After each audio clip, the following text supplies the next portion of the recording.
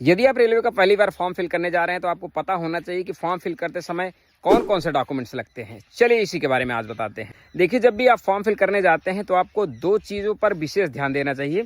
आपका email ID और एक मोबाइल नंबर, ये दोनों आपका ही होना चाहिए। साइबर कैफ़े वाले का मत डलवाइए, क्योंकि कई बार आपका फॉरगेट करना पड़ जाता है पासवर्ड जो है, या फिर किसी प्रकार की और जो मैसेज आते हैं कैंसिल हुआ, या फिर एक कुछ भी एग्ज़ाम सेंटर चेंज हुआ, तो वो सारी चीज़ें आपके जीमेल और मोबाइल नंबर पर ही आती हैं। तो इसलिए अपना ही रखिएगा पहली चीज़ तो। और साथ ही आपका एक आधार कार्ड, वैलिड आधार कार्ड होना चाहिए, या फिर पैन कार्ड, जो भी एक गवर्नमेंट आईडी। वैसे आधार कार्ड ही आजकल मान्य है, तो आधार कार्ड ज़रूरी हो गया है। हाई स्कूल का सर्टिफिकेट जो है वह होना ज़रूरी है, क्योंकि उसी से आपका डेट ऑफ बर्थ का वेरिफिकेशन होता है। अब जिससे रिलेटेड आप फॉर्म फिल करने वाले हैं, जैसे मान लीजिए आरआरबी एनटीपीसी अंडर ग्रेजुएट का कर रहे हैं, तो आपका 12th का सर्टिफिकेट, यदि ग्रेजुएशन लेवल का करते हैं तो ग्रेजुएशन वाला सर्टिफिकेट, ये तो ज़रूरी है। बाकी आप ओबीसी SC ST से हैं तो आपका कास्ट सर्टिफिकेट, रेलवे का फॉर्म फिल कर रहे हैं तो आपका सेंट्रल का कास्ट सर्टिफिकेट होना ज़रूरी है।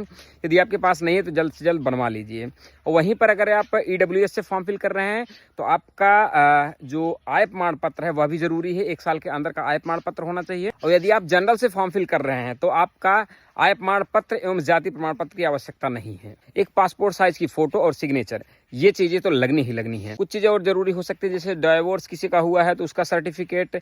बाकी एक चीज मैं आप लोगों को और हिदायत देना चाहूंगा कि आप लोग मोबाइल से फॉर्म फिल करने की कोशिश मत कीजिए, साइबर कैफे से फॉर्म फिल कीजिएगा। पिछली बार ग्रुप डी में 10% जो फॉर्म थे वो रिजेक्ट हुए हैं, इसी कारण से कि आपका फोटो सही नहीं होगा, सिग्नेचर सही नहीं स्कैन हुआ। तो कोशिश कीजिए आप लैपटॉप से या तो फॉर्म फिल कीजिए या फिर साइबर कैफे से जाकर फॉर्म फिल करवाइएगा। नई वैकेंसी और नए फॉर्म को अप्लाई करने के लिए आप नीचे दिए हुए वेबसाइट को विजिट कर सकते हैं।